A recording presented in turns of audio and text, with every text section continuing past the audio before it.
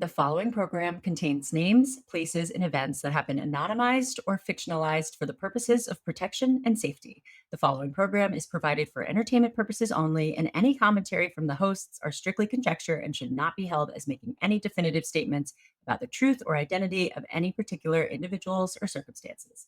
If you or a loved one are involved in an abusive relationship, please call the National Domestic Violence Hotline at 1-800-799-7233 for support.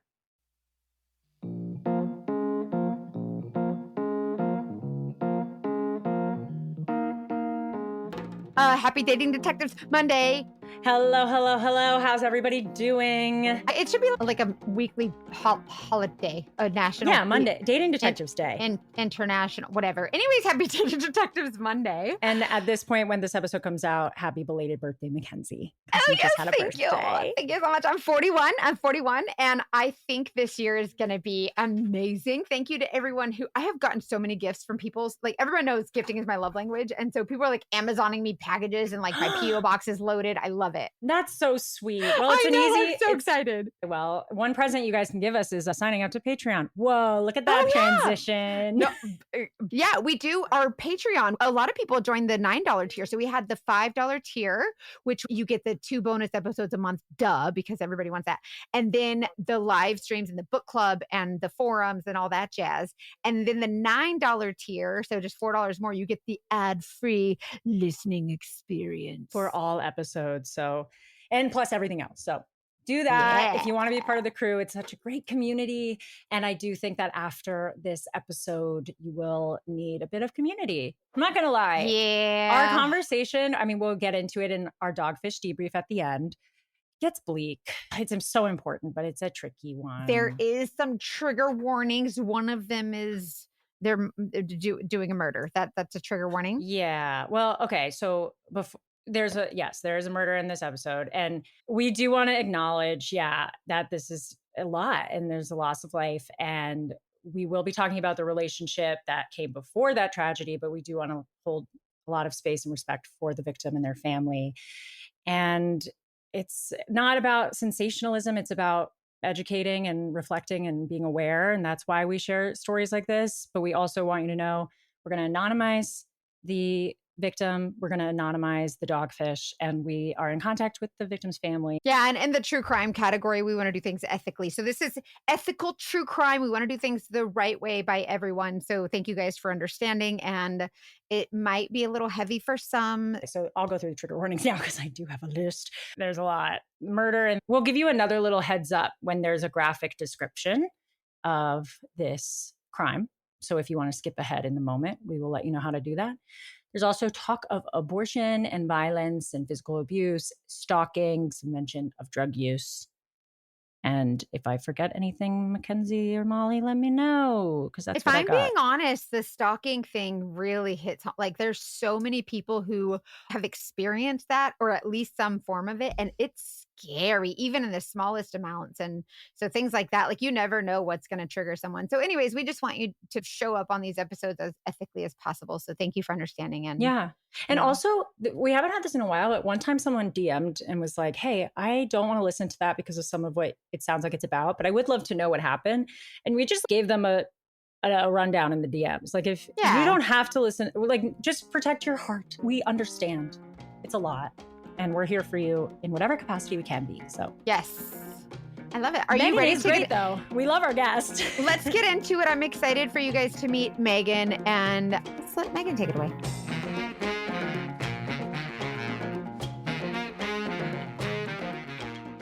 Hi, Megan. We are so excited to have you here, Megan. Thank you so much. Thanks for having me. This story where seatbelts are on, because I know a lot is coming our way. If you just want to get going, jump right in. Take us away. I'm ready. Okay. I'm going to show my age. I'm 48 now. So this happened like 25 years ago. This is where it started. It'll go all the way through to like current day. So it's kind of crazy, but I was about 23, 24 years old, and I was dating around, and I got a referral from my best friend that lived with me at the time.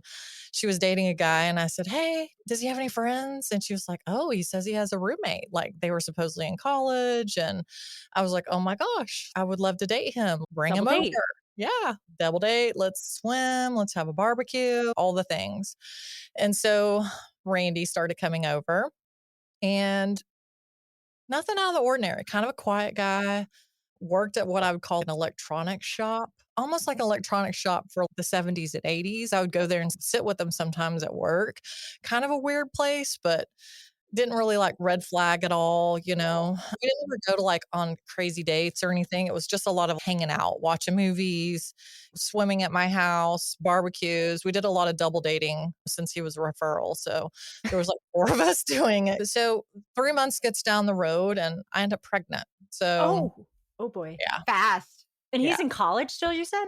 Yeah, and at the time, I was 23, 24-ish, and he had supposedly had his 21st birthday when we were together. We had a whole party and a cake and all the things, and yeah, I was like real fast. No honeymoon period. It just was wham bam, thank you, ma'am, right? I end up pregnant. I'm young and I'm thinking, okay, I'm gonna do the right thing. I tell Randy, I think the best thing is you need to move in here to my I owned a house. I was like, I think you need to move in. At And 23? You're a at badass. 23. Oh, you're sweet, thanks. I was like Seriously. well, I mean, I had a roommate and her daughter lived with me as well as my best friend from college, so Don't I anyway, so appreciate you're that. It is an accomplishment for sure, but he moves in, right? And a few weeks into moving in, and I don't know, something just started I felt uneasy. He had all these bags in the garage that he just didn't bring in. He didn't bring any furniture. He didn't bring, basically it was like clothes, probably a Nintendo at the time or an Xbox cool back then, some kinda game. love it. Right, and then he had all these trash bags sitting in my garage, and so one day, I don't know, something said, "Megan, go through those trash bags," and I don't know if I was just being nosy or if it was a red flag, but I go through those start digging through those trash bags, and I find out that his dad's in prison, which, you know what, I wouldn't have even whatever, okay, but tell me that your Yeah. dad's in prison. Yeah, maybe that'd be something nice to share. How did Yeah, you find like out in the trash bags? I was like, all these documents, and the dad had the same name. And at that point, I realized he had given me the wrong name. So his name was fake. He had not given me Oh. the true full name, his date of birth. He had lied about that. He was not really 21. He was actually like more my age, 23, 24 at the time. And I was like, well, this is weird. So then the red flags really start like ding, ding, ding, ding, ding. Like, okay, if he's lying about his age, his name, I knew it Who was is he? Michigan, right. And so I was like, okay, it looked like that was true. But the first thing that popped in my head was he's done something in Michigan and he's fled to Texas, where I lived, to hide from it. That's the first thing that came into my mind. So 23-year-old Megan and 48-year-old Megan are not too much different, but I was quite the hothead back then. I'm still could be quite the hothead. So I literally called him at work and said, hey, you got 1 hour to get your shit and get it. I'm putting it outside. And I'm like, you're not living here anymore. This is crazy. You've lied about all these things. Like, I don't even know who you are. And I'm pregnant with your baby. So an hour passes, he doesn't show up. So I just start getting the trash bags and getting the clothes and literally put them on the front yard. It's like a yard sale. I'm like, free for all. I don't care. Get out of my life. Yeah. In my head, I'm like, I'm never talking to you again. I don't know how that was going to work with being pregnant with a baby, but I just was going to figure it out. Yeah. I wanted nothing to do with him. Did he have any excuse when you confronted him? No, we just started screaming. Oh, great. Start That just started always goes screaming. well. Yeah, of course, it's like, "It's, your fault. Why were you digging through my stuff? That's my private stuff. You shouldn't have done that." And I'm thinking, "Well, buddy, what's your name? Joe? Bob? What is it? We don't know. I don't know." You know what I mean? Like, "How old are you really?" So, I mean, I was pretty freaked out, and so a few hours go by, I'm talking to my best friend about it, and we're kinda just freaking out. He doesn't come that night at all to get his stuff. So, I mean, okay, I was 23 and lived in an older neighborhood, like, it became a free-for-all. I mean, people thought it was a garage sale, they just start picking his stuff up, which was probably not the nicest thing for me, but I just didn't even so I think it pissed him off pretty good because the next I'm day just a girl. yeah, so Yeah, the what next were day you he supposed showed to up. do?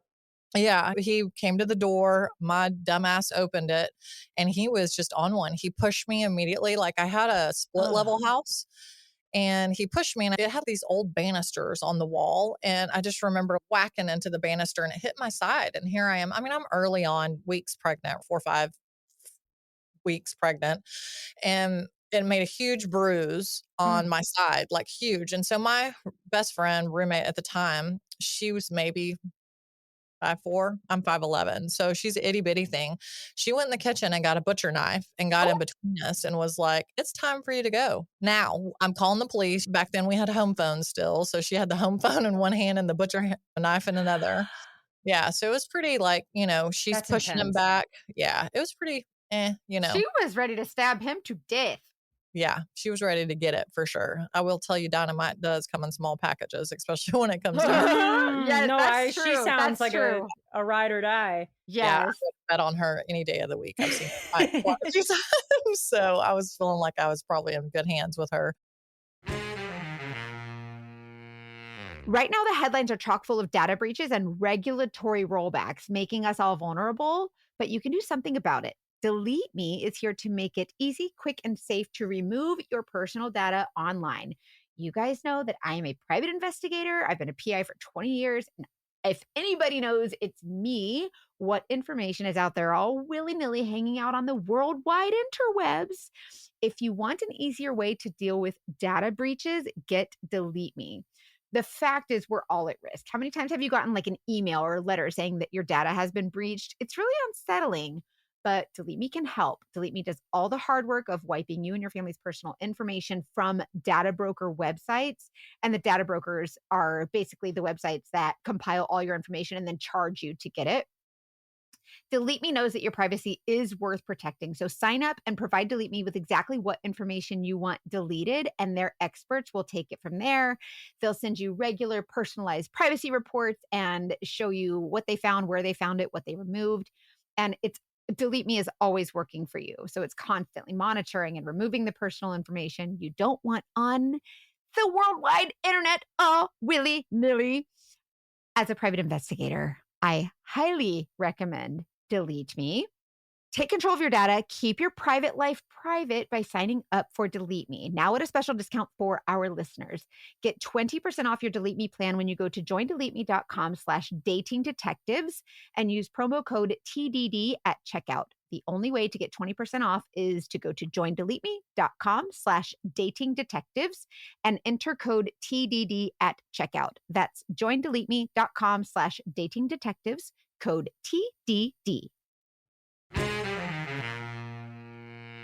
A couple days pass, we go to work, and my gas tank, the door is open to it. And I Oh, I thought, don't. this is weird. And so I start investigating. I think I'm like the FBI. I'm looking around and I'm like, Kelly, it's sticky. It's sticky. What is going on?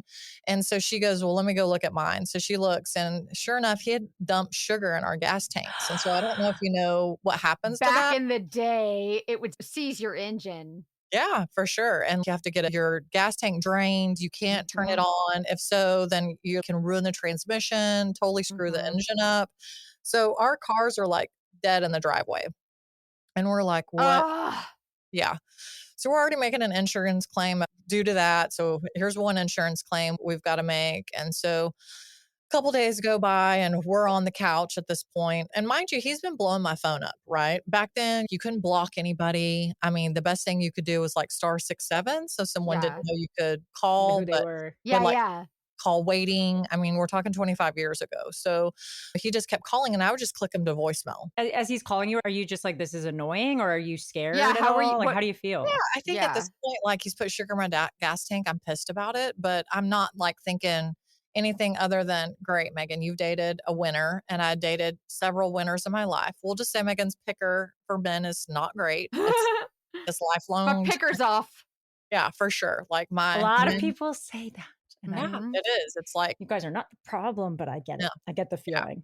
yeah, it's Wait, for but sure. that's also good context because once you've dated a few people that are assholes, I think there is an element of like numbness to the behavior where you can be like, all right, another one being a It's just jerk. it's Yeah. just a pattern, and also I like as I've gotten older, I had to learn to look at myself in the mirror and be like, "Okay, what's wrong with you? Like, what point got you to this low in order that you would tolerate this kind of behavior?" But at this point, I'm thinking like, "Okay, sugar in the gas tank.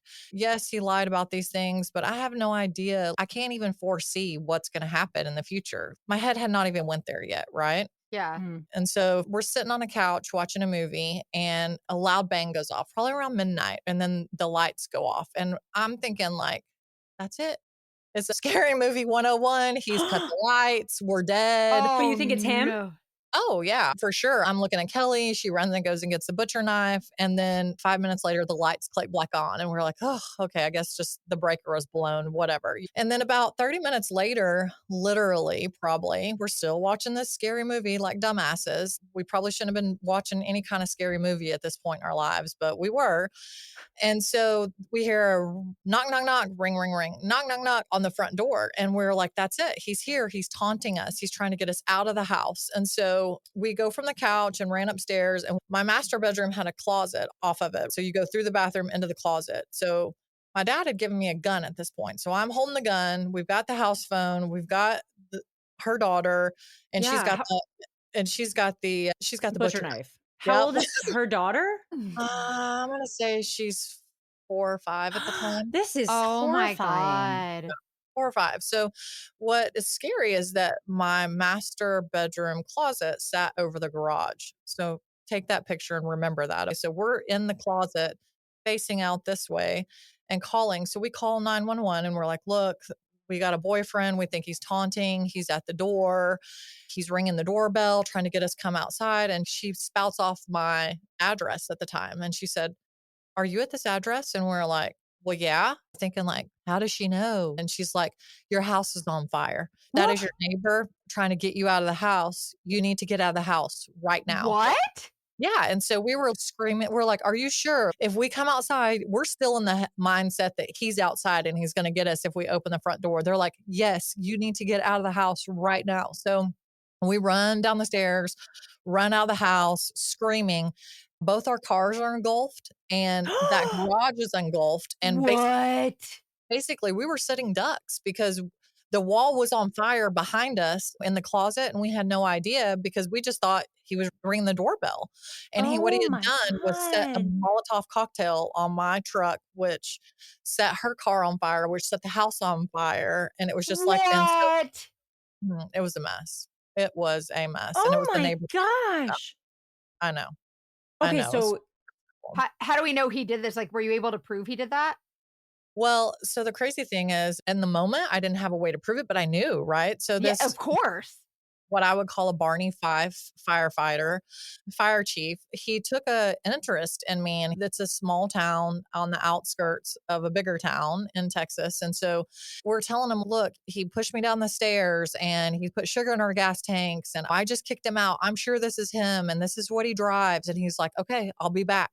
And so he calls me and he's like, Megan, I found his car. It's wait, so outside this our is all neighborhood. in the same night? Same Just night. We're like you're like 12:30 at outside the night. house. Yeah. Well, at this point, we're back. They've got the fire out. It's crime scene tape everywhere. Everything's roped off. We're back in the house because they stopped the house from catching a fire, luckily. I mean, the house was on fire Praise. inside, right?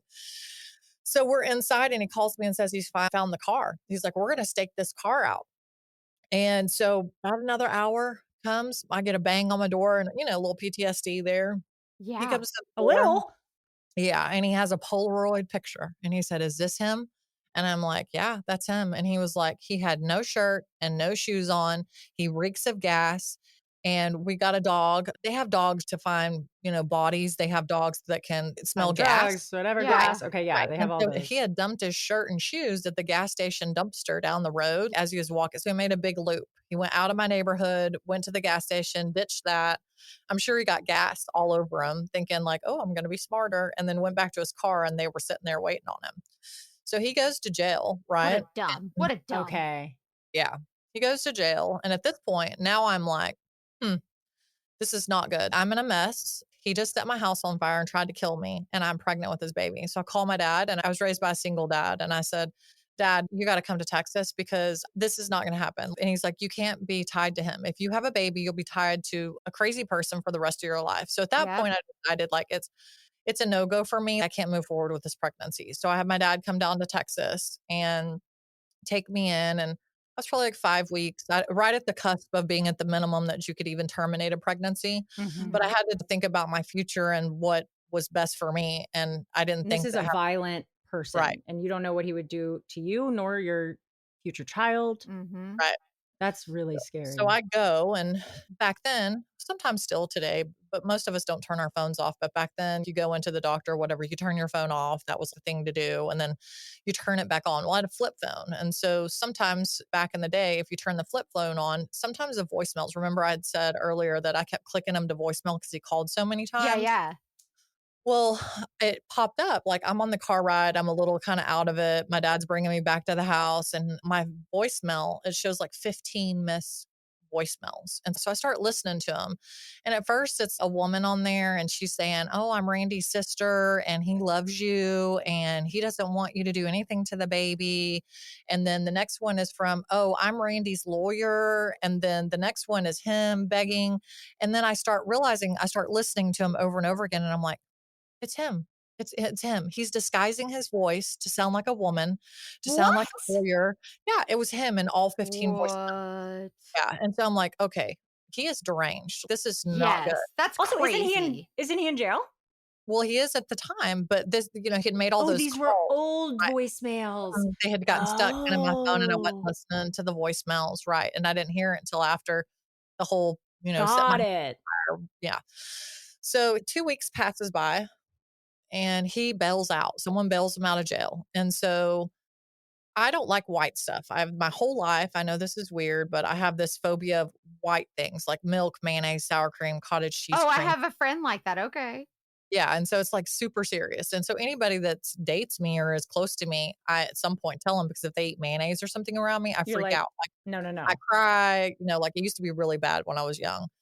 And so one day I wake up, and by this time it was 2 weeks later, we had insurance. Now we're on our second insurance claim. We had already got our cars replaced. We had a good insurance company. So we're in new Mhm. cars by this point. It all happened kind of fast in those 2 weeks. And I wake up one day and I had a pool in my backyard, and the whole pool is white. And I'm like, Oh my What gosh. I do you mean start the whole pool was white? he threw a whole can of paint over the fence into my pool because he knew I didn't like white stuff. And so I thought, like, well, this is so weird. Why would he even do that? But I knew, like, here he What? goes again. He's just messing with me. Well, then Wait, I didn't how know did how you, like, I didn't react in that know. moment? I was pissed. It made me mad. What else are you gonna do? I would just basically pay to get the pool fixed or whatever. And But did so it, like, so yeah. your phobia was a little more manageable at that point, so you Yeah, weren't, like, but I mean, it's not like I'm gonna eat. I mean, you're he's an not idiot. eating the It was paint. edible. I'm Sure. not eating the pool water. So Right. it was just a way to get at me. And then a few more Oh, days passed by, and I come out from work, and at the time I was bartending, and I had my brand new Tahoe, and I had gotten it from the insurance claim. I already got a new car.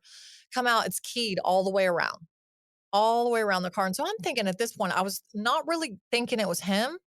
I don't know why I didn't think at the time. I just kind of thought, okay, I work at a bar. Somebody saw I have a new car. They're just being an asshole, like Yeah. keyed my whole car. And then it was a few days later, again, probably this is over another week or two's time. All this stuff is happening. I get a letter in the mail. And at this point, Kelly has decided, I'm going to go back to Oklahoma where we were from. She was like, you know what? I have a daughter. This is a lot. He's trying to kill us. He set the house on fire. I'm like, rightfully so, I sister. get Like, that, yeah. you need to go back. Right. So I'm living in this house by myself at this point. My cousin, I think, came over and stayed for like a week, and there's crime scene tape everywhere. And Yeah, I'm Oh just, how my was that god. how yeah, did that yeah. feel? I mean, it's like everybody that walks by or drive by is rubbernecking and going super slow. Yeah, It's just, yeah. you're like the talk of the neighborhood, which is not so swell. It was just a mess. And so a few days pass and get this letter in the mail, and it's to Kelly. And it says that the person is from Arkansas. Well, she went to school in Arkansas for like a year before we met in college in Oklahoma. So I called her. I'm like, girl, do you still talk to somebody that would send you a letter from Arkansas? She was like, girl, no. Open that letter, see who it's from. So I open it, and it's from Randy. And Sure. Randy's telling her, like, oh, she's a terrible friend. She doesn't like you. You shouldn't be friends with her. So he's trying to turn her against me in this letter. Uh-huh. And so I called the fire chief that had taken the interest in me. And I'm like, look, he is sending threatening letters in the mail. He's like, did you touch it? And I'm like, well, yeah, I touched it. I opened it. He's like, don't touch it anymore. I'm coming over there. So he comes with a whole crime scene kit, picks up the letter. He's like, look, Megan, I'm going to put somebody out and watch your house 24 hours a day. I'm going to, Oh, wow, really? Wait, yeah, so like, did I'm he going to, say not to touch it because it could be evidence or because he could have put, like, stuff no in it? evidence. yeah, evidence. So he took the first letter, he went and tested it. They had his fingerprints, and the idiot didn't wear gloves. So they pulled his fingerprints off the first letter. And it was, I don't remember exactly what that letter said, but it was threatening enough that they put another warrant out for his arrest. And so at that, Wow, really?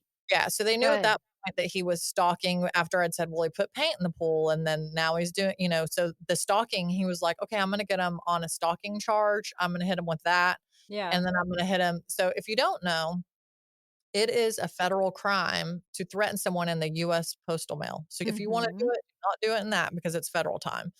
So he sets this surveillance out because they, of course, try to find him. They can't find him to arrest him again. So they put surveillance on me. About another week later, he's like, "If you get another letter, do not open it." Sure enough, get another letter. So I call the fire chief and I'm like, "Look, I got another letter, and this time it's addressed to me."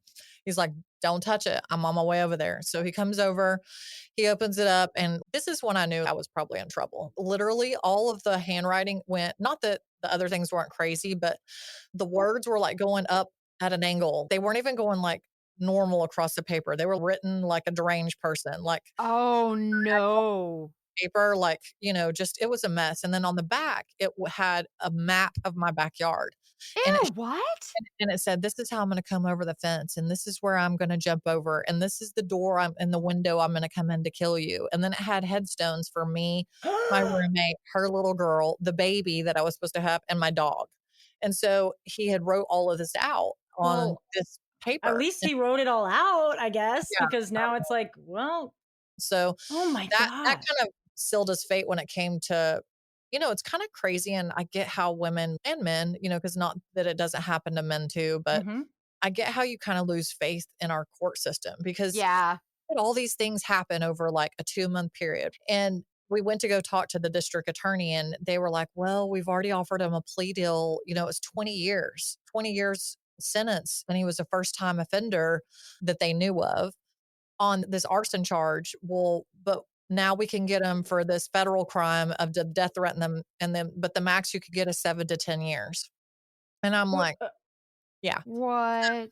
So I was so frustrated and they were like, well, we didn't really realize that he was doing all of these things to one person. And I'm like, so if he'd been doing it to 10, is that It's okay? That's fine, okay. like, this is fine. And Yeah, also, fine.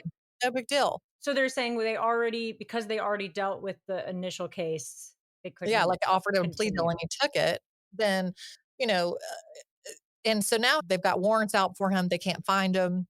I think because he was stalking me, he knew that the guy was sitting 3 doors down because it was a car that was not normally there. Oh, And we so, about another month passes, and I don't know if either of you have ever been stalked, but it's not a good feeling. Like, No, oh my god, it's the scariest thing. yeah, it's so scary. You literally are constantly looking in your rear view mirror. You're constantly looking over your shoulder. I would drive all the time and just see if I could see him follow me, and it just became my norm. And I Because yeah. just, stalking usually means that you are their entire focus yeah, of everything, and yeah. that's scary And to that's the So be feeling they yeah. want you to have, like, a lot of it is power. Y yes.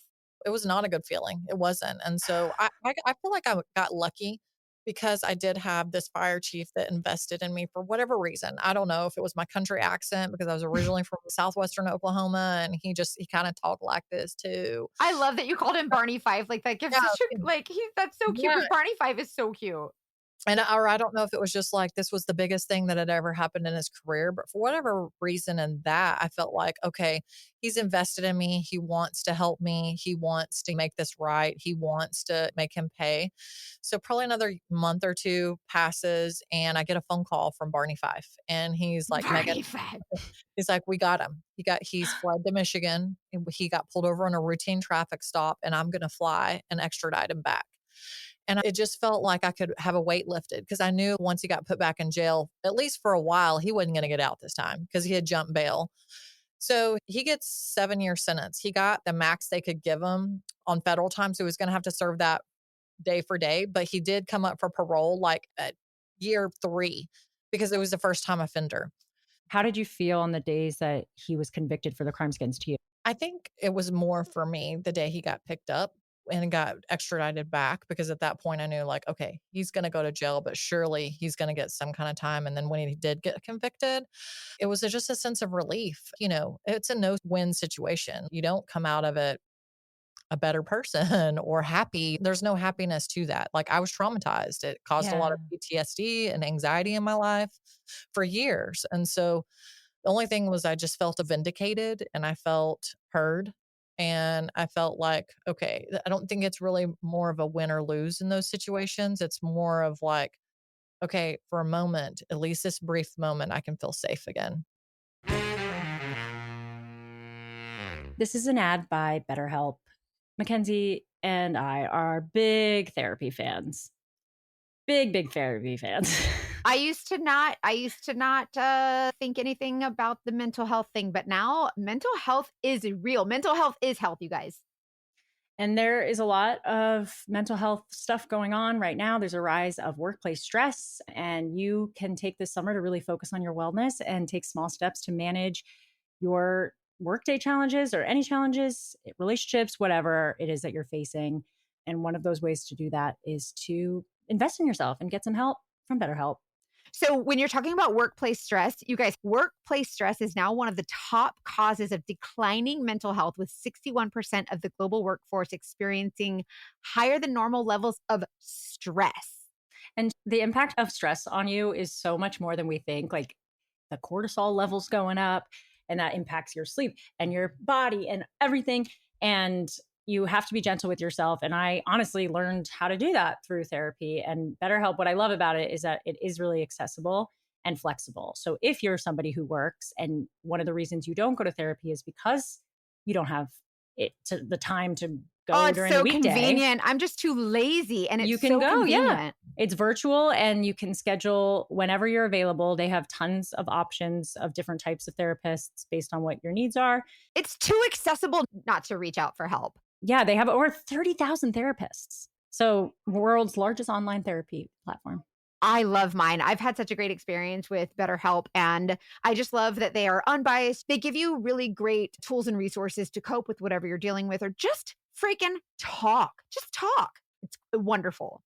It's true. And if BetterHelp is the only way that you can get your therapy journey started, then that's all we're trying to do, help at least one person. So, as the largest online therapy provider in the world, BetterHelp can provide access to mental health professionals with a diverse variety of expertise.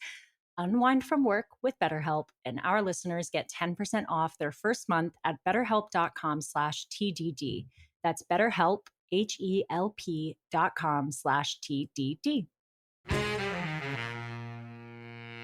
So he goes to jail, and I don't know if you guys know anything about the prison system, but you can get a victim's protection, like a VINE number, and write the parole board. And so every year after year 3, I would get notification in the mail, and then I'd have to sit down and I'd have to write out, you know, this is why I don't think that he should be let go. And if I'm afraid if he gets out, he's going to come back for me. And I just don't have a good feeling about this. And so I did that all the way up until the year before he was going to get out. So I just had to kind of pray about it. So like 6 years passed. Yes. Wow, 6 how did, years. what Okay. goes on in those 6 years for you? Just give us a little Yeah. update on where you Yeah, are. like, so by I'm then. married at this point. I've sold that house. I'm on to my next house, and Did you I've feel had safe at that point? Like what you were like, okay, he's in jail, like I'm safe. well, if when he was in jail, yes, but when I knew he was gonna get out at the 7-year mark, I became terrified again because I always Yeah. thought in my head, because of everything that I'd been through, I always thought, "He's gonna come back for me. He is gonna come back for me." And so I lived with that mindset. You know, I had a son, not his, and was married, and I did kind of for those years, I did feel safe because he was in there and I knew where he was at, right? Mhm. Mhm. So it's the year before he's about to get out, and I just make a decision because of my anxiety, and I just kinda prayed about it, and I'm like, "He's gonna get out next year or not, so just leave it up to God. If he's meant to stay in there for this last year due to his behavior or whatever they see about him, let it be on the court system and not on Amen. you." Like, Mhm. it was my Absolutely. way of just trying to let go. And so he stayed in there the full 7 years. I did get a letter and they were gonna parole him back to my county, and I'm like, "Could you at least parole him back to the county next door? Like, does he have to Yeah. come back to this county? This is crazy." So they did Yeah. Oh my god. leading up to him getting out from his prison sentence. It was a lot of anxiety. It was a lot of fear. It was a lot of sleepless nights, a lot of PTSD again, because you're going back into what you feel like is, am I going to constantly have to live with looking over my shoulder? And I did that for a long time, years. I'm not talking days or weeks or months. I mean, years. I had systems in place and things in place, and I'd gotten a gun and put in my house. I would always know where exit signs were. I would go put my son and I in the car. This is so bad. Do not do this. FYI, but I would always turn my car on in the garage with the garage door down and make sure that we were locked in the car before I would let the Mhm. garage up. Because something in my head just always said, he's going to come back for me and he's going to be standing outside the garage. And I just Wow. overthink everything when you've been stalked and when you've had violent crimes, a victim of violent crimes, you just learn to think differently because you know if you don't, then you might not be alive to see the next time. You know what I mean? Like you have to think differently. You have to. You're forced to. Did you experience any judgment for that? Did people think you were being too much? I think that that's the crazy thing is that I kept a lot of it to myself. I did, but then I confided in my husband at the time. And, my husband, and when we divorced, I remember him making comments, which was also part of him trying to manipulate and gaslight me, was like, he made the comment to me of, it wasn't you, it was Randy. It was your fault. You just made him crazy. Look what you're doing to me. You're trying to ruin my life because you're divorcing me. And it was you. You did everything to him. And so, fast forward 20 years passes, right? Like 20 years. Oh my God. 20 Okay. years pass and I get a divorce. And I wasn't in the best marriage. I'd kind of repeated the cycle. And so I was in a long, tumultuous, terrible marriage, but I have two blessings from it. So I walked away from that thinking, like, Megan, something's got to change. You got to start listening to your red flags. You literally have got to start listening because you tend to listen or see a red flag and let it hit you in the face and just keep on going. Yeah. And so it was rough, right? So I start dating again. Mhm. And I've got two kids. I'm a single mom. And a few times over the 20 years, I kind of get out of it. And I tried to look them up Yeah, online anything? and just Nothing? nothing. Looked at it for them on Just Facebook. curious, like wanting to know where things are. Right. And I hadn't in probably 7 or 8 years. And so about 6 months ago, I was What? dating. 6 months ago, like, this year? My divorce was just final Megan. last July. So I'm dating, and I don't know if you guys have it in your towns, but we have this women's group, and it's "Are you dating the same guy?" I knew you Yes. were gonna say Okay. that. And so I'm dating, and I'm on the apps. Mind you, dating is so much different than it was 20 years ago. We didn't Girl, yes, it is. Hinge and Match and Bumble and all the things. We didn't have any of that. And so I'm Mhm. here, I'm like this 20-something-year-old kid in my head trying to learn how to date again because I've gotten a divorce. Mhm. And so I'm dating a guy and his initials were two initials, okay? Tells me he lives in a suburb of Dallas and everything was fine and great when we were together. But if we weren't spending time together, then his communication got pretty sketchy. And so I just What? like my red How flag, so? just like it would only be texting. He would never talk to me on the phone. Oh, he has a wife. He's married. I don't know, right? And so then, like, I ask him what the initials stand for, and he tells me a name, and that name, like, I have systems because 'cause I'm an insurance agent, so I have systems Uh-huh. where I can look up, like, I can look up if you have a background, I can look up what is your address and what is your driver's license number, so I'd asked him his date of birth, right?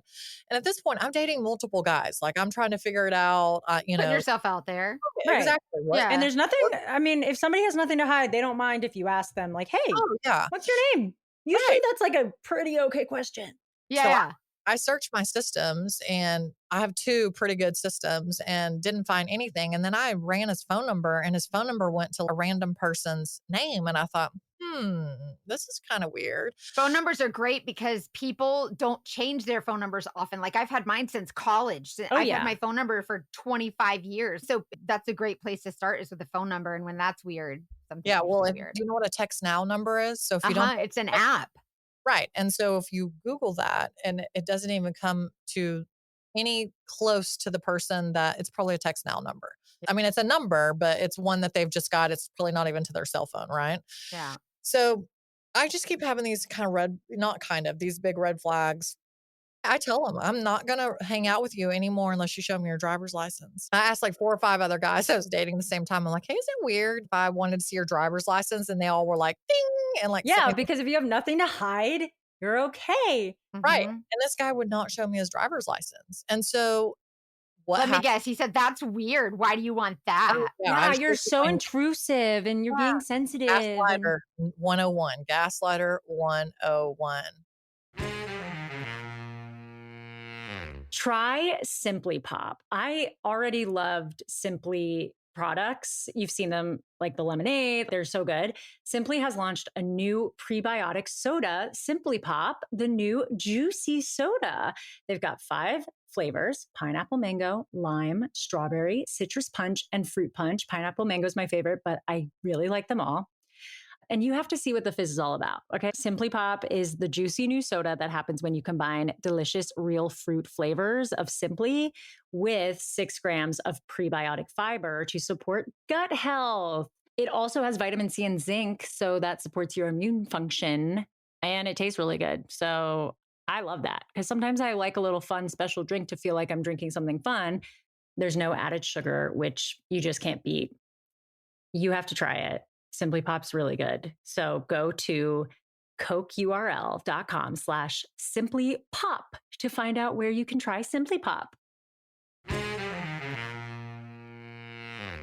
I'm sitting there and it's the evening time and it's a time where we're not together. I told him, I'm not going to see you again unless you show me your driver's license. I've got kids. I've got a 5-year-old little girl. It's not happening. Mhm. And so he's getting angry about it. And I'm like, it's not happening. When he keeps saying, can I come over? And I'm like, are you going to show me that driver's license? So we're sitting there and I kind of go down a rabbit hole. It's like 10 o'clock at night. My kids are in bed and something told me to Google Randy.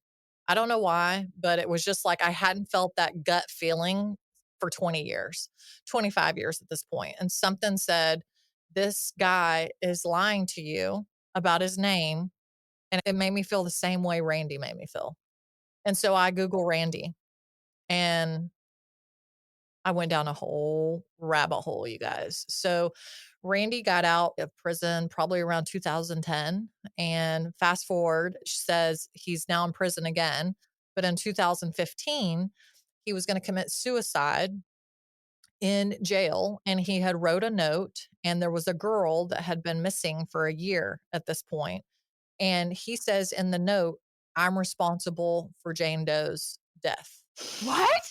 Yes, in this note that he left. Well, the jailer catches him trying to commit suicide, saves him, he doesn't die, and then confiscates the note.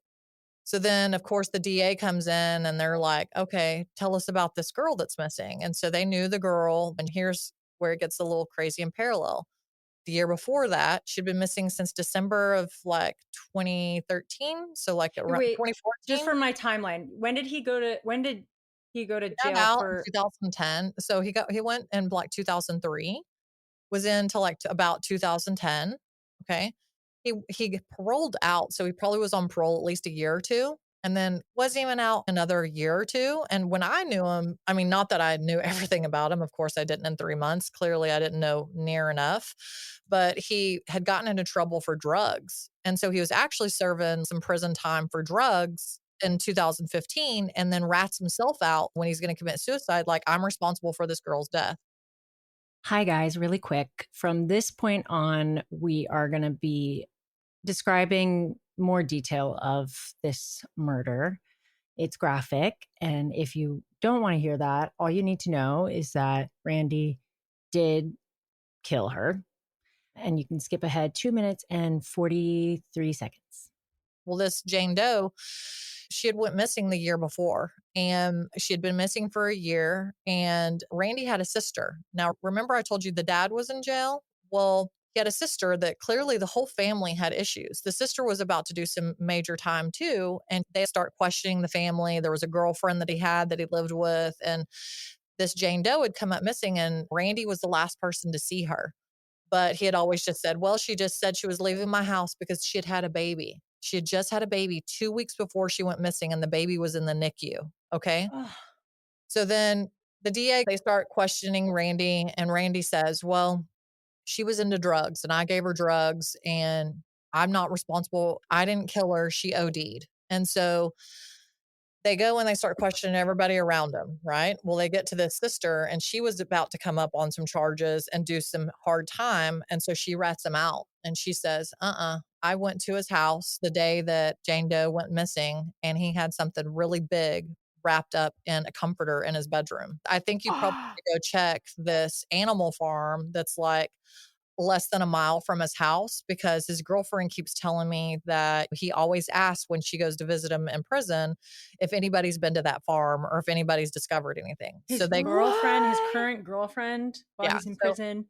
he says he tells the DA when they're questioning him, he's like, "Well, I think that Jane Doe's baby was mine. I don't know. I need to get a DNA test." And so I think I don't know for sure, but I think probably what happened was he had a girlfriend. He was living with a girlfriend, probably cheated on her Mhm. and killed the Jane Doe because he didn't want his current girlfriend to find out about that baby that he thought was his. Oh my goodness. Yeah. So they What? go out to this animal farm, it's like a pig or a horse farm, and they find a piece of cement that was out of place. They dig it up and they find her, and she is hogtied. She had ropes, like hog do you know what hogtied is? Like, tie your Yeah. feet and your hands together. She had tape all around her mouth, Oh, bag no. plastic bag over her head, and then just tape all around her body, all the way up and down. And they did an autopsy, and I think this is how they got him. It was during COVID when he was going through trial all these years later, during COVID, like 2021, he didn't even get convicted till all this time later.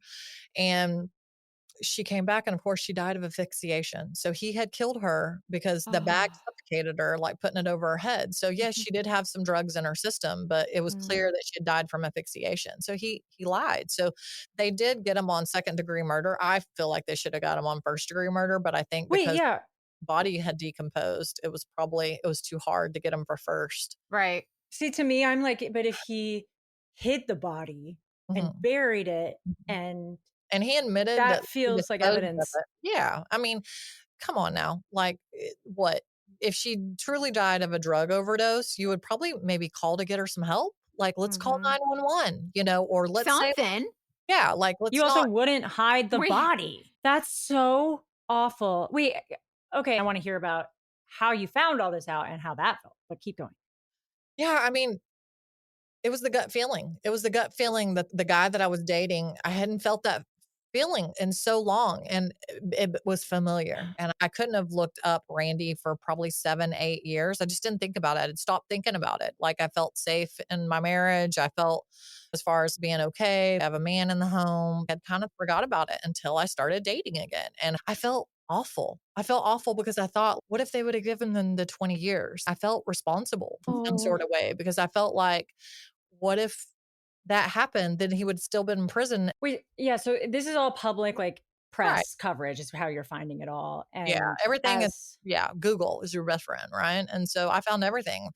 Literally, I probably looked at the pictures and I expanded them every which way from my cell phone because I was laying in my bed thinking, surely not. Like, surely this is not Randy, right? No way. And so then I just start scrolling and reading and going down that rabbit hole. And it's overwhelming. It's overwhelming because you're like, I was fucking right. I was right. I'm not crazy. So every person that thought, not that it wasn't bad enough. I mean, hell, he set my house on fire, right? That's yeah. insane. Yeah, Come well, on. that's Dateline. That's Dateline. 100% So I'm Dateline. like, I mean, I already knew, but it was vindication. It was vindication because I doubted myself for a long time. But I was also just in shock. Like, I was literally in shock. And then I had to call my first call was to Kelly, my roommate all those years ago, like, Yeah. "Are you sitting down?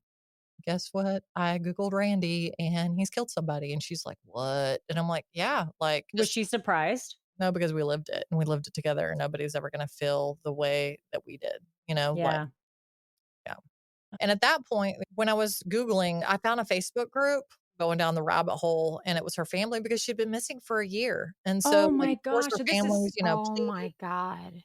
And at the time, really, it was her mom that was the voice for her daughter because she'd been missing for that year. And so when I reached out to this inbox on Facebook for this Facebook group for Jane Doe, I thought that maybe I was going to be talking to the mother and actually ended up being her sister.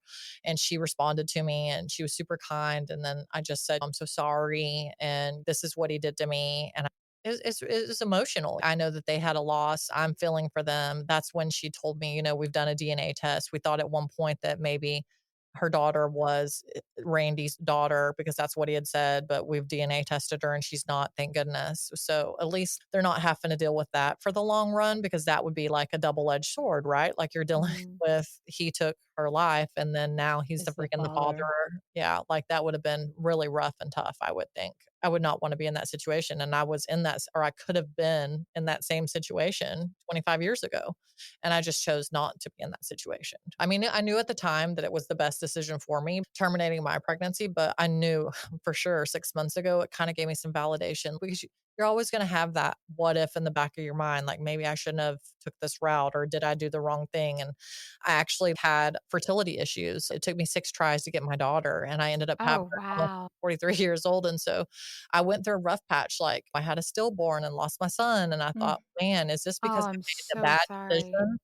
All these You years. think you're being punished. Yeah, right. And Mhm. God doesn't punish, but it felt that way. And I thought, well, maybe this is to teach me a lesson, is to make it hard. It just was rough. It was a lot of feelings to get through. And talking to her family, I just said, look, I will always be a voice for your sister, even though I didn't know her, because I need to be a voice for both of us. And they Yeah. were very thankful and very happy and proud that I would do that for the sister and the daughter, even though I don't know her. But I mean, I feel like she's it's the same scenario just 10 years later. And it's almost like I feel like he did to her probably what he wanted to do to me because he's just so angry at me because I was not going to let go until he got put in prison.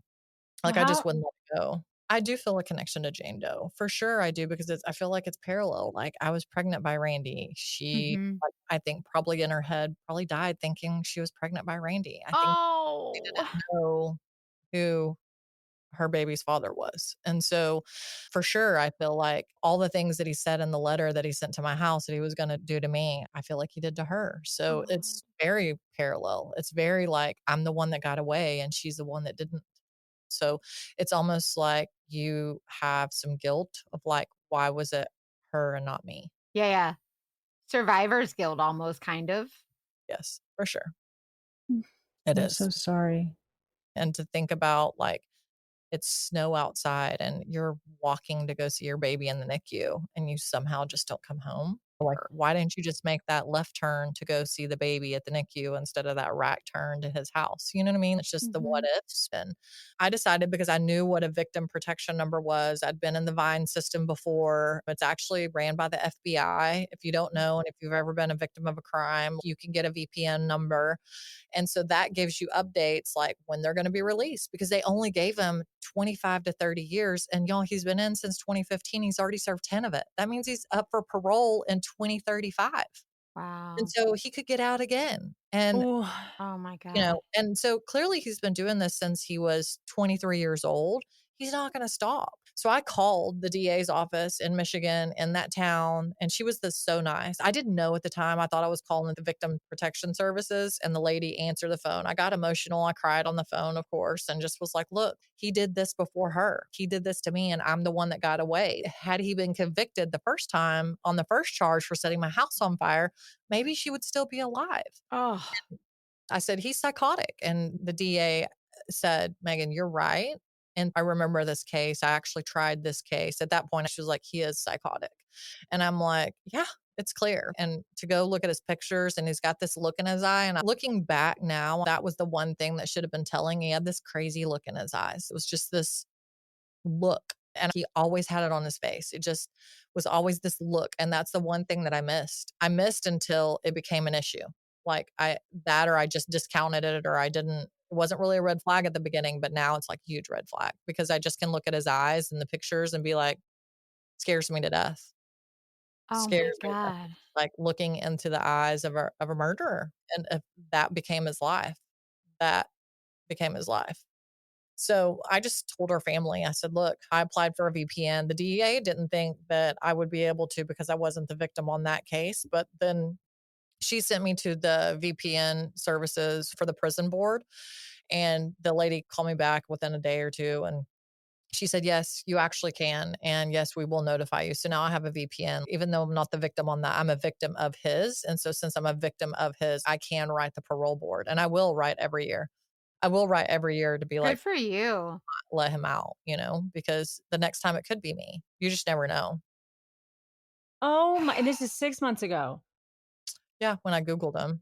But I am a child survivor of a murder suicide. So my dad Oh attempted to God. kill my mother the day they divorced and blocked me outside and unloaded a gun in her 5 times and shot her in twice in the back of the head and then killed himself. And Megan, oh my it's like, God. so it's just the survivor skill. Like, why did he not Wow. take me in the house? Right? Like, why was it me? And so then I don't know. Sometimes I'm like, I look at my life and I'm like, "This is my real life," but I tell people I could be the crazy crackhead on the street. I could have let my past define me, but I've Mhm. chosen not to do that. We're not gonna let our past dictate our futures, but Good for you. it You doesn't mean that advocate. yeah, but it doesn't mean that it's not tough, and I'm always labeled the strong one, and, that's kinda tough. I went my whole life being the strong one because 'cause I've You're been like, "I didn't choose that." yeah. Also looking at my life and being like, okay, well, you didn't allow this to happen, but your childhood trauma has clearly affected you because it's like daddy issues, right? Mhm. Probably the daddy issues of what caused my poor choice in men and just wanting to be loved and the fear of abandonment from my childhood trauma and tolerating more just to have somebody there, which was Yes. Yeah. a terrible path for me, right? That is so interesting. I think so many people are gonna relate to that. I personally relate to that, and that's a good point you made, tolerating more because you just want you're like, "I'll look, I'll tolerate more, I just love me." Yeah, right. Oh, thank you for saying that. Of course, Oh my of course, gosh. Yeah, our hearts are with her family too, and for just sure. I think, yeah, you sharing this story helps us see what's possible and help what is preventable and help so many people, so thank you for trusting us with that story and Mhm. responsibility because, yeah, it's like we don't have a lot of loss of life on this show, and it's serious because any story could get to you never know what point. And I think, yeah, Mhm. like you said with the stalking, when you get through it without something like this, wasn't that bad. And it's like all of these stories could be that bad. I think too, because of my childhood and the past that I lived, like, I don't put anything past anybody, you know what I No, mean? same. And when my friends are, like, dating in the past, and I'm like, "No, change your number," or, "No, don't answer their call," because if my own dad can do something crazy, then anybody can do It's something true. And crazy. it's so easy to be like, "No, it's fine." And then we had the authors of Big Liars on the show, and they were saying that for the most part, people don't lie. In general, people are kind of honest. And so a lot of people just easily believe someone. Like they'll be like, "Yeah, this is fine." And our first instinct isn't to go, "Oh, no, they're big fat liars." But over time, you start to see that people are capable of crazy things. Yeah. You want I think the natural human wants to believe that people are good, right? Yes. I don't Yeah. believe that people are bad and do all these things that we see on TV. We don't want to believe, and sometimes I ask myself all the time, like, is this my real life? Like, I have so many Hmm. friends who are like, you should write a book. And I'm like, You I mean, should if you want. it's a bit, it's a bit much, but like you just cannot put anything past anybody. Anybody No. is capable because if anybody and here's the thing, I know when I'm angry, anybody, if they're human, can be pushed and pushed and pushed to where you can act out a character and do something that you wouldn't normally do. Yeah. Yes. Imagine if they're not right in the head, what they could be pushed to do on a bad day. So take you on your worst day and take somebody that's not mentally sane on their worst day. Hmm. Anybody can do anything, like clear. That's such a good point. Yep. I want to go back to that guilt you said you were feeling about whatever part you feel you may have played. How are you navigating that guilt? Think it's the same kind of feelings when you have a stillborn and that's super taboo and nobody really wants to talk about it. And anybody that knows me or that you guys have just met me, of course, right? But I'm super vocal. Like I blog on my Facebook. I'm very open. So the more people I can tell and share my story with, if it can help one woman, then that's how you give back. That's how you make a change in life. You take what is bad that's happened to you and you take the guilt that you carry, even though maybe it's not your fault, but we're human. So anybody that's got any kind of empathy, you you would not be human to think that it somehow wasn't your fault, even though it wasn't. Even though I know it's not my fault, but if you just have those what if moments, like, how could I have changed the Oh, I love that trajectory? You know actually. what I mean? Like, how? And if I Yep. can't change it that way, then how can I make an impact and how can I make a difference otherwise? And how I can do that is through podcasts or through blogging or just whenever I have a gut feeling to share, like whether it's infertility or share this story. Like if I have a friend that's struggling dating, I'm like, well, Let me let me tell help you about you. this. Yeah. Yeah, Let me tell you something. You're not alone. Oh, I love that because you just kind of reframed the guilt that comes with this type of experience as empathy Mhm. and like actually a really beautiful sign. Because even if it's just cheating, like so many people are like, oh, if I don't tell the next person, what if he does it to somebody else? Am I responsible for that? And it's like, yeah, you feel that way because you're empathetic. You feel that way because you care. right. And that sucks, but it's beautiful. I don't know. Right. That was nice. I love that. Oh, thanks. So is this where it ends? Like this is what we know, or tell anything else with the family of Jane Doe? Yeah, I mean, I tried to get the sister, of course, to come on, and I think that they don't want to be in the public eye. And so I just knew that, like, her story needs to be heard, and we can be given a very tasteful way and do her sister some justice. And this story is going to help somebody. It's going to help Yeah. Oh, somebody 100%. to avoid. It's going to help women to really pay attention. Like, well, crap, it is much more serious if a guy lies about their age or their date of birth or their name than what you think. It can go down this whole rabbit hole. Yeah. You know what I mean? Like, It's it's not, true. yeah. And you're not crazy for being No, nervous about it. You're not over No. dramatic. no, and if they Mm-mm-mm. lie about little things, imagine what they're really hiding and Yes.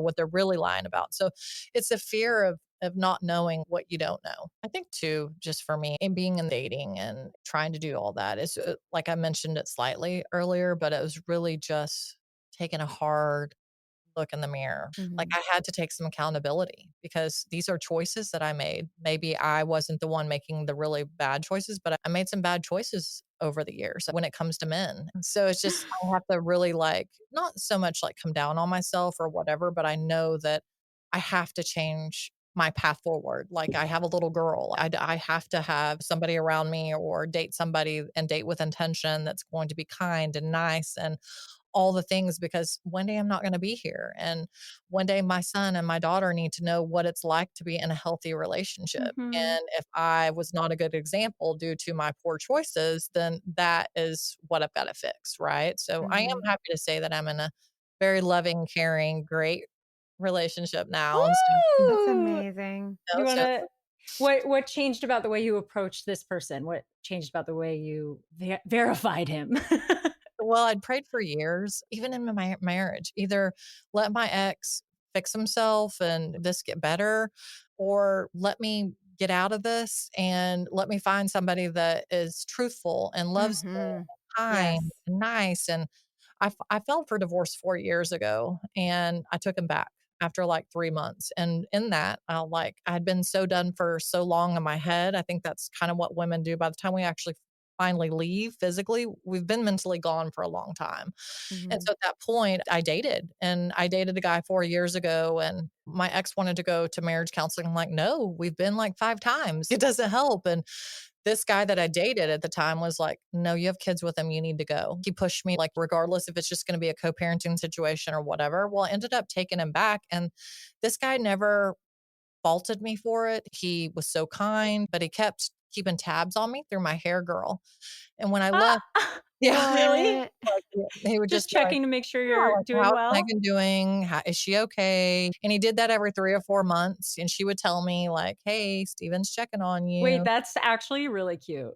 I saw him last year and I was dating a different guy because I had filed at this point, and I saw him at a bar and he's like, "Well, why didn't you call me?" And I'm like, I wasn't ready. And I told you the last time I talked to you that I would not call you back until I was ready. I needed to figure some things out. When you leave a marriage, especially when you've been with that person for 20 years and have two Mhm. kids and been through Mhm. loss and all the things, you've got to work on yourself. You've got to heal. And I was like, look, I was a mess. I cried every day. Even though I knew it was the right choice for me and my kids, I had to work on myself. Like Megan today, even 1 year or 2 years ago is such a different, I go to work and my staff are like, "You look lighter." And I'm like, "Oh, does that mean I look skinny?" Like, just I'm not Does carrying. that mean I look skinny? Right. I'm not carrying all this heavy weight around. And so I don't know 3, 4 months ago, I just up and picked the phone up and I just called him and I said, "Hey, I'm ready. I'm ready to try. If you're not with somebody, as long as it's just me and you."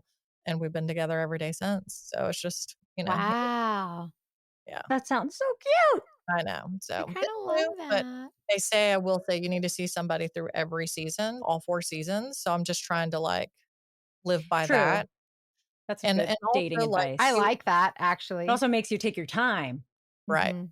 And you need to, can't be their words coming out of their mouth. They need to show you with action. And that for years, Yes. Yes. I didn't pay attention to the actions. I would just hang on to the words and just hope Mhm. for change and hope that what those words were saying was going to make a difference. And they never did. It's always the actions. Pay attention to the actions. Will you tell us about your podcast? Oh, yeah, yeah, yeah. Sure. I have a podcast called Got Her Back podcast. Got And her back. yeah, Got Her Back, like I H. like it. Yeah, it's with my best friend Carrie, and we divorced at the same time. We filed for divorce like 2 years ago, so we started it, and we talk about all things women and all things girls, and it's been great. Like, it's been a I great love that. yeah, we keep it real to the 100, that's for sure, like the good, the bad, and the ugly. So, we talk about current events and talk about Megan's dating scandals clearly, and I love that so It's much. good. That's good to have that, especially since it builds a community of with us sometimes, yeah, I'm like, well, anybody I date, there's an army of Mackenzie and dating detectives that you don't want to mess around yeah, with. Like, you don't want to there end you up on the podcast. And Yeah, right? honestly, go listen to Got Her Back podcast. We have about 70 episodes so far. And there's, all things divorce. There's a good one on narcissism. There's a good one on co parenting. And there's a good one on red flags. That's kind of our thing. We usually have red flags and throwing them in the air, like, oh, that's a red Oh, flag. we So, have that. Wait, where's my yeah, red flag? It's over there. yeah, yeah. So we do that. We throw red flags up in the air. One of us is like, oh, is that a red flag? It's kind of a red flag. And just all things women, anything that really like, how do you get through the trials and tribulations of divorce? How do you start over? That sounds I love awesome. Everybody that. has to go listen. And thank you so much. Megan, thank you so much for sharing all of this. I'm God, that scares you just never know. Or I no. want you to also keep us updated on your new relationship. And then, Mhm. Of course. I mean, I never want him to get out of prison. Yeah. I'll be a pen pal to the parole board for sure. But Pen pal. I'm glad that you said that also because I feel like a lot of people give up and they think that their voice doesn't mean anything, No. but you just have to use your voice as a weapon. Just keep talking because you never know when that letter is going to get in front of the right person on the parole board and they're going to Yeah. be like, "You know what? This person is really serious. Like this person keeps writing in. We need to listen to this person." So you never know when you could be that. Right. And you're doing this for a lot of other people through your podcast and for Thank you guys so much for having me on. I all appreciate of it. that. Oh my gosh, I Thank loved you. meeting you. And I Yeah, can't wait to same. go listen to more.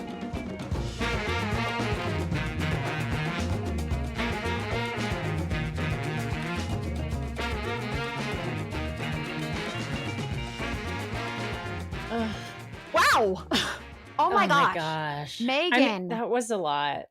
I But let's start by talking about the Jane Doe victim. Yeah, let's talk about the murder victim and just I want to acknowledge what her family has gone through. I can't even imagine. So I looked up more about this. We'll still keep it anonymous, but I was curious about why the case took so long to get solved.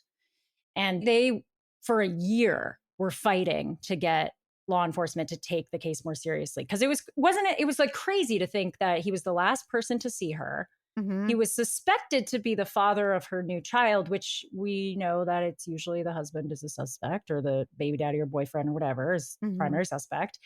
And they didn't take it seriously until he wrote that letter. And so I think some of that is that there was drug use potentially involved and she Yeah, wasn't the perfect victim. So I which wanted to talk about that. sucks. And we've talked about that a little bit before about the perfect victim and it's Yeah. like what is the perfect victim? Basically people think that if you were on drugs or if your shorts were too short, you deserved it or you Right. whatever and that's not fair. It's not true. That's awful. I saw something, you know me, I go on my rabbit holes. So Dr. Jason B. Whiting is someone He describes the perfect victim as someone who's weak or vulnerable and involved in a respectable activity at the time of victimization. So the victim must be blameless in all aspects of the interaction with their offender. And that's kind of the ideal. And typically that means straight, white, cisgender woman who is perfect and like never does Mhm. anything wrong. So in the case of drug use, in the case of sex workers, in the case of undocumented immigrants, in the case of any kind of person that is considered, I don't know, not flawed, like just Yeah, flawed, exactly. we're conditioned to take it less seriously. I also wanted to use this time. We're going on a Hannah tangent. Really quick. I like it. Keep I'll going. keep going. Did you know that there's a crisis of missing Native American people in this country? Yes, I did know that. That's such a big thing, and a lot of people don't realize. A lot of people don't realize a lot of the cases go unsolved. And I Mhm. do believe that that is because of this systemic racism, and our justice system and society at large has that problem. And the media and the public give a lot more attention to missing white women. Yep. And cases involving women of color just don't get the same attention. And then same with this, like that drug use, that sex worker, whatever it is, it just doesn't get the same attention. And myself included, like I'm including myself in somebody who's been conditioned to feel that way. And I think a lot of us are. And I'm not saying that to make you feel bad. I'm saying that because like we have the opportunity to change it. Yeah, I think it's such a big thing that people don't realize that actually happens, but it's a numbers thing. Like people can say, "Nah, that doesn't really happen." It's legitimately a statistic. There's Like, like a crisis of yeah, look that one up. And people will say, oh, well, it's lack of resources. Well, why is it a lack of resources? exactly, Because if the media is talking about a case, then people put effort and money into it. Like there's exactly. so many factors that we can acknowledge. That's such a And good point. I'm so glad you brought that up. It's something that I think needs to be talked about more. I agree. And I think that that was probably a big reason why it wasn't taken seriously until he literally confessed in a letter. And even then, they were like, well, second-degree murder. But imagine what Megan must feel like. She knows it's not her fault, but Mm. also I can understand why there's guilt. I could understand how she could feel that way. It sucks. Yeah. I couldn't imagine living without. That's the part of our conversation at the end where we try to, give resources and talk about these things and make people feel better. But there's sometimes where it's like, no, this just sucks. Yeah. Yeah, 100%. Oh, And it sucks that she has to live with this because, as you've talked about, living knowing that you've been stalked or could be stalked again, it is that's a a feeling hell. it is a feeling like you have no control of anything, anything. And it's so terrifying because this is a living human being that literally is unpredictable. That's why I don't like frogs. It's unpredictable. You never know if they're gonna jump. You I never did know. not know where you were going with I'm that. sorry, but I'm trying. They are That's a good point. unpredictable. And you don't know what's going to happen. You can't control this person. And so you never know. Are they going to be unhinged? And just like in a previous episode, the stalker came into her house and just turned a pillow upside down or Just to turned it. scare you. Yeah, just to scare you. Or is this someone that is going to come after you and try to hurt you and try to be violent? Like it's awful. I can't.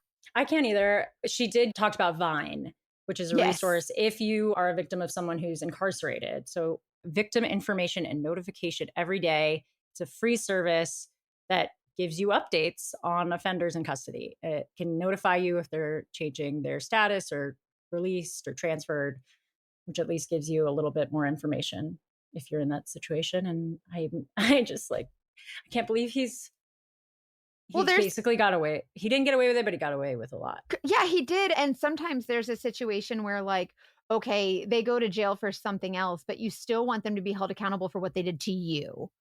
You know what I mean? And so at what point do you like, you should have access to all of that, and so that's why I appreciate Vine, but h how terrifying must that be if you're a victim of someone and they only like, the justice system isn't always as just as we want it to be, and so you're terrified that this person's gonna come out and hurt you, and then, you have the It'll be right to too kind of late. yeah, it'll be too late. It's scary.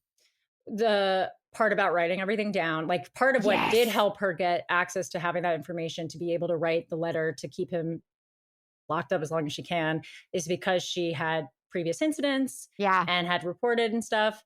So, Her to, advice was legit. yeah, write everything down, send time-stamped emails to yourself, right? That's another way to I mean, do both, like Yep. physically write it down and also have digital. I think tell people if you can, Yes. just so that you have someone that can verify your story. Mhm. And then I also was thinking about ugh, just the reasons why people do not want to report to law enforcement, which are understandable. The P. Diddy case going on right now. I watched one of those documentaries, and the woman was in the middle of a custody battle that was already messy. And she was like, I don't want to call the police and potentially complicate my custody battle and lose my children. Yep. There's other things going on, like, it's not just it's not everything's, like, in a vacuum, right?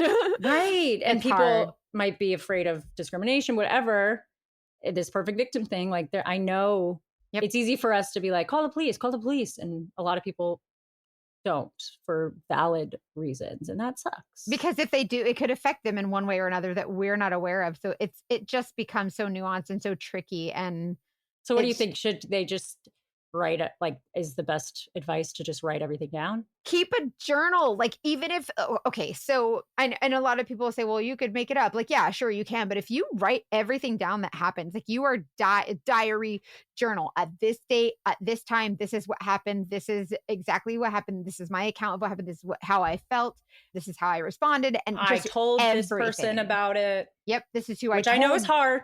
Everything. But then if they say, "Well, you wrote it down, why didn't you call?" You can actually write down and be like, "I didn't call because this person, like, threatened me," or perhaps, like, I didn't have a" whatever. But what You about an episode or two ago where the guy had ties in the law in the justice, like he Yes. knew the judge, like that might be a reason you don't want to report because you know that they're tied in with the Freaking law billion-dollar enforcement. daddy warbucks, and what are you supposed to do? How do you get around that? Like, Yeah, or you maybe know? they're a cop themselves. Exactly. Yeah, that's, terrifying. Mm, I don't like it. guys, where I wish I could just snap my fingers and solve this whole problem. Terrible. But But one day at a time. I'm so grateful to Megan for sharing her story, because you guys, we say it all the time. The more you share, the more we talk about it, it brings awareness. And so don't stop sharing. Thank you so much to Megan for sharing her story. And thank you to all of you guys who are emailing us and sharing your stories, and Discussing. yeah, keeping the conversation going on social media and just continuing to talk about it. Your voice becomes your weapon. I know we've said that several times. Speaking of discussing things, I want to Oh. pose a topic to the community, you Oh. included. So you know Oh. how she kept saying the same thing that so many people have said, like my picker's broken. Yeah. Oh, yeah, my picker's broken. And we kind of talked about, and I love that she said this. Like she was like, I do want to take accountability for things that I can do and learn about myself through choosing a pattern of bad partners. Yeah. And I struggle with the balance of taking responsibility without excusing the abuser. And I know Yes. that we've had listeners that have said, why don't you guys tell your guests that what they did was kind of not the right move and they did put themselves in harm's way? And that's not what we are here to do. But I am curious how y'all navigate taking accountability while still not blaming yourself Mhm. because it's hard. Well, and there's so it becomes a matter of perspective. You can say, "Oh man, if I were to see something like that again, this is what I would do differently," without saying, "Oh, this is my I'm an fault, idiot. whatever." Yeah, I'm an idiot, because hindsight's always 20/20 every time. And so if you can go back and say, "Okay, next time, I think I'll do it this way." And like you said, it's growth. Yeah. And we just have to be grateful for the experience. But that's what life is, right? Every day is an experience. Every day is learning. Every day is an experience. It's all growth. So it's hard to hear our guests who say, "Oh, I felt so stupid," but it has nothing to do with how smart or stupid or, bad decisions. Like, every day I make a bad decision. We all do, Of but we're all course. just humans having a human experience. That's why I love the word femtuition because Yeah. it implies that you have to make your intuition personal. Yeah. Because femtuition, one, it's like suggesting that in your like you have a specific type of intuition if you are a woman or have a feminine or minority experience that's like that shapes it. And Hmm. then on top of it, you have to factor in so much of your own life to hear your own specific femtuition talking to you. Yes. That's where I brought up, and I think the reason I brought up relationship OCD is because I just had this conversation on the Rat Girls podcast. If anyone wants to go Love listen that. to it, because the host of that show, Abby, we were talking about like, okay, how do you actually listen to your femtuition? Mhm. And she has OCD.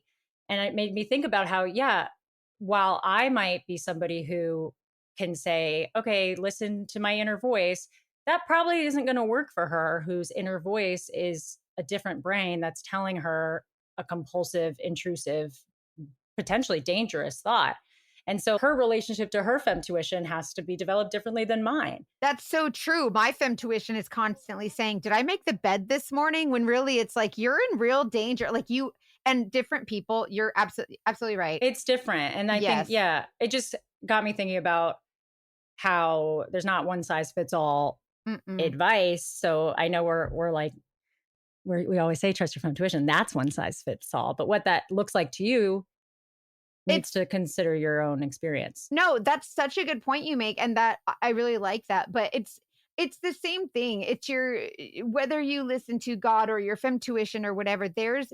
It becomes difficult, especially for me, and I'll just give an example because I'm a private investigator for 20 years, so I don't trust anybody already, and also combine that with my experience with dating and friendships and relationships where people leave me, I get left, I have abandonment issues, and so when someone finally does come into your life that says, "Hey, I'm gonna be here for you," or whatever, you don't believe them, and so your instinct, like, your first initial instinct is to be like, "Nope, I don't believe you." They could be totally telling the truth, but your gut is saying, no, no, they're lying to you because that's your experience. And so then it becomes difficult to determine, am I fearful of recreating the same experience I had before? Or is my gut telling me something scary? And Mhm. that's where I think people falter.